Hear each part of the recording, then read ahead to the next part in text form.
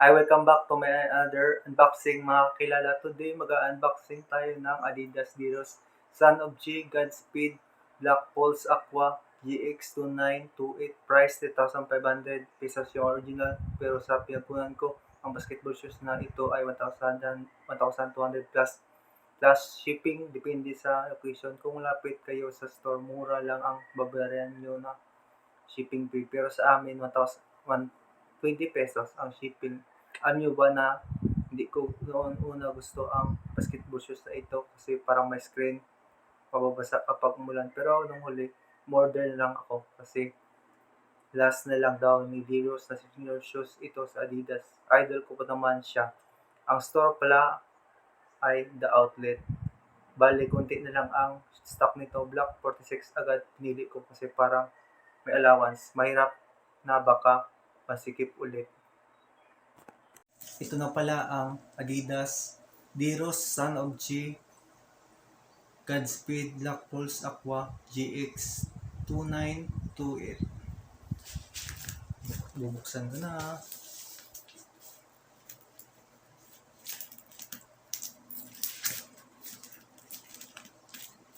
Ang ganda ng packaging ng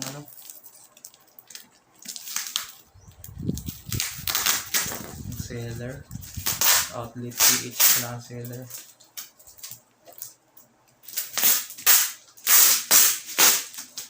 Bili mo naman.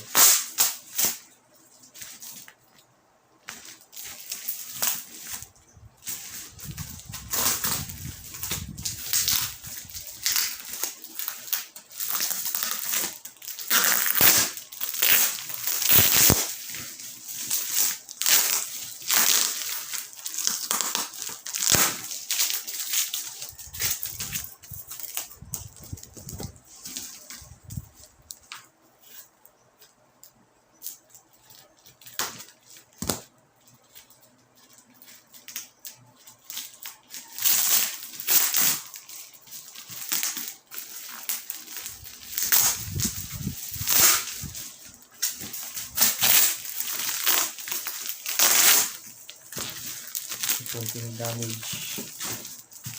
Ito.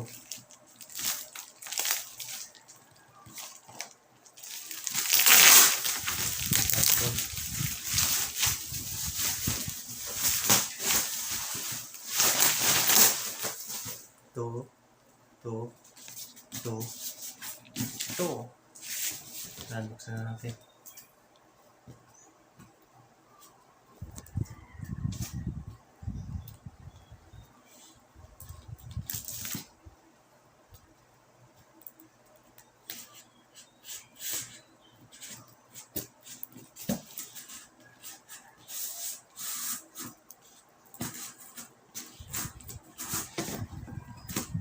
Kaya ang gunting ko.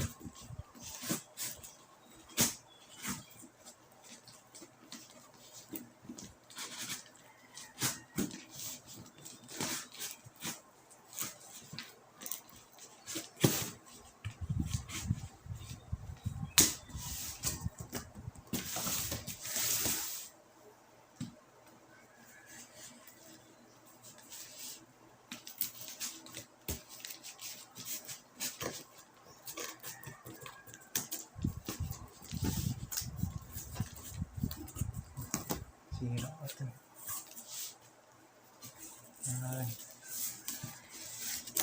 Guys. Baliktad.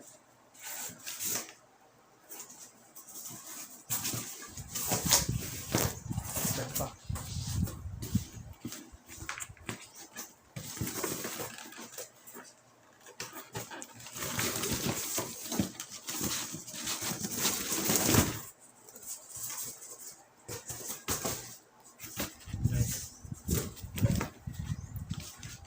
Look at that. Look at the number 1 logo of Diros. Derrick Rose, Son of Jai, Adidas Hoops. Son of Jai. Sabi na yung ano dito. Ay, tinanggal. Putang ina. Tinanggal nila yung yung size at yung QR code dito. Dito siguro ang presyo.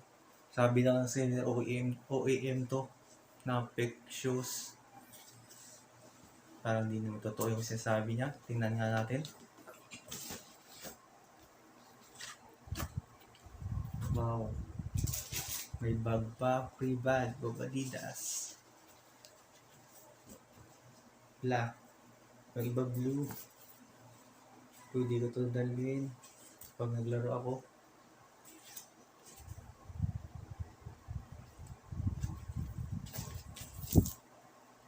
At nandito na tayo sa ating sapatos. Maganda yung karton, hindi siya sira.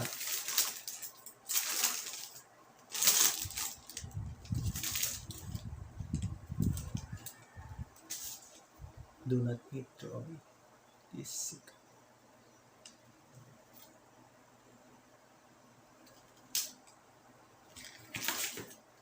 Zeros.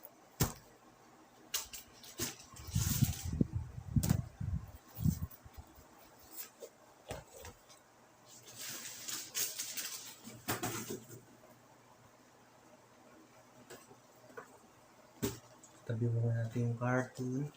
Wala talagang ano. Paano ko ito malalaman na size 46 to?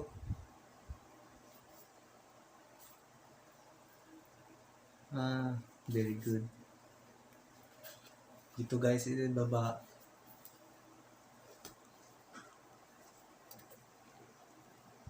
Ito.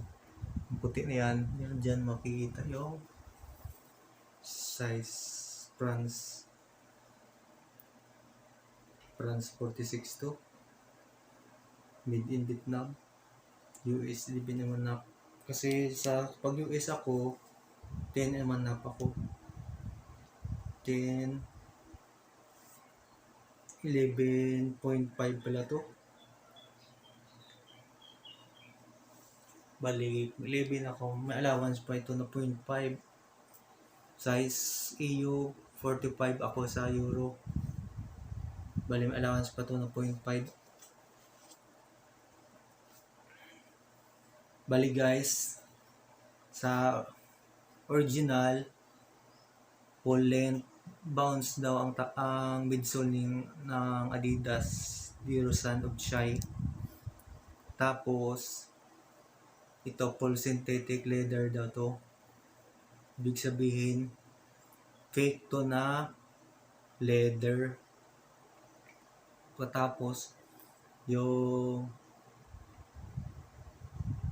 Resto mode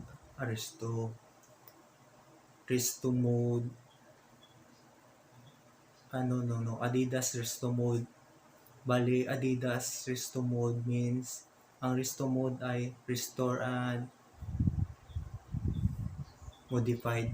Pinagsama lang. Bali, luma na ito na siguro sapatos, inayos lang nila. Mamaya guys, i-spike test natin. Bubuksan mo natin naman. May ilalagyan ko sa para pa. Ito guys. Buksan natin guys yung insole. Ilalim ng insole. Tingnan natin kung OEM talaga to. Pero sa pagay ko guys, dito to o na OEM to. Kasi mas mura to sa ibang OEM. Ano po guys. Ganda na pala guys yung sa loob guys. Ito guys oh. Tahi na pala siya guys.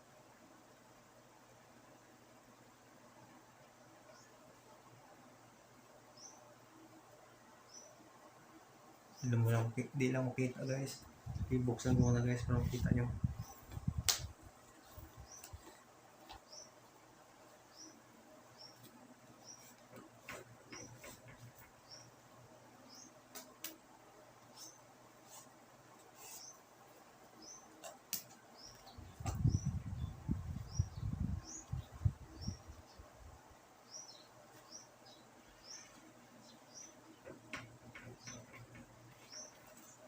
Ito guys. Kita nyo yan?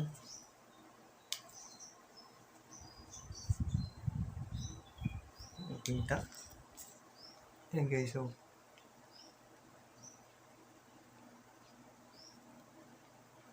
Yan. Kita nyo bang may tahi na? Ganda na to guys. Hindi ko na kailangan bumili ng insole na matigas para sa ano, para gamitin ko. Okay guys. At tapos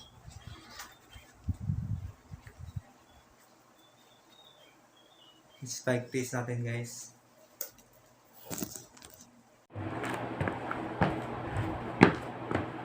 Spike taste guys.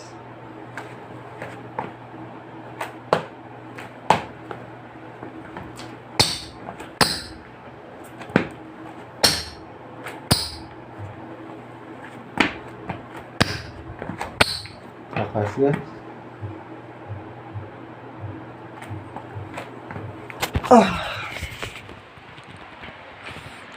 Sadyang masasabi ko lang dito guys ay like ko ito. Maganda yung spike, malakas. Talagang minsan talaga hindi natin masisigurado yung sinasabi ng tao. Okay na yung sapatos nila. Wala tong diferensya.